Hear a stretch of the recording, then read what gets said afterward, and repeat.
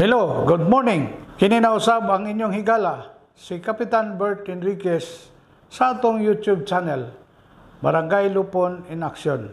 Sa miaging episode, atong nasayran, human milabay ang 5 ka adlaw gikan sa pitsa sa pagdungog o hearing sa Notice of Execution using KP Form number 25. Mao kini ang formal nga pagpahibalo sa duha ka partido nga ipatuman na sa kapitan ang settlement agreement tungod kay walay voluntaryong pagtuman ang respondent sa gipirmahan nga amicable settlement.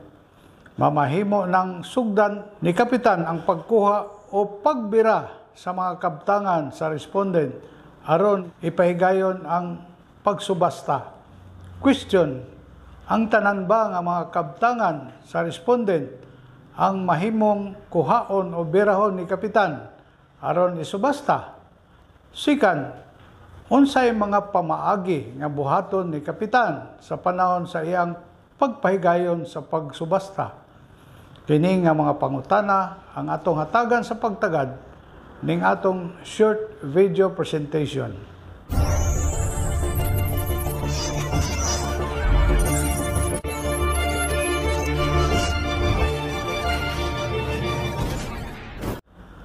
Ang implementing rules and regulations kon IRR, particularly Section 7, Rule 7 of RA 7160 kon Local Government Code of 1991. Wala kini gahisgot kung unsa ang mga kabtangan sa respondent nga mahimong kuhaon o birahon aron isubasta, kun dili gahisgot kini sa mga kabtangan nga dili mamahimong kuhaon o birahon sama pananglitan ning musunod. Number 1, ang balay din gapuyo ang respondent uban sa ihang pamilya.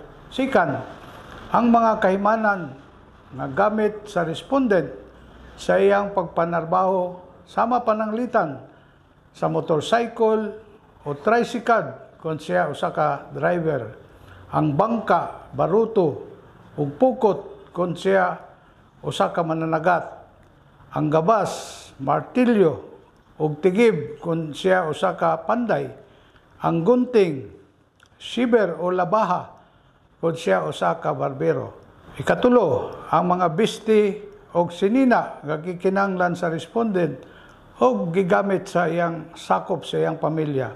Ikaupat, ang mga gamit sa panimalay o kusina sama sa kaldero, plato, baso, kutsara og tinidor, lamisa og lingkuranan nga gigamit adlaw-adlaw sa tibuok pamilya.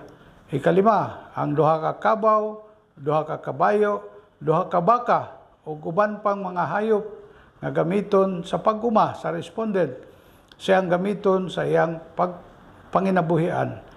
Ikaunom, ang pagkaon sa pamilya sulod sa 4 ka bulan nga konsumo.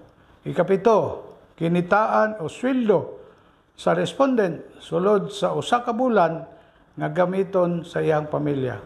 Sa higayon nga ipatuman na ni kapitan ang pagkuha o pagsubasta sa mga kabtangan nga iyang gikuha o gibira. Sugdan ni kapitan ang pagpahibalo alang sa ipahigayon nga pagsubasta pinaagi sa pagpaskil sa ipahigayon nga pagsubasta sa tulo ka mga publikong lugar sa barangay, sama sa basketball court, barangay hall, health center, parkinganan sa mga sakyanan o sa mga waiting shed sa nagkalain-lain nga purok.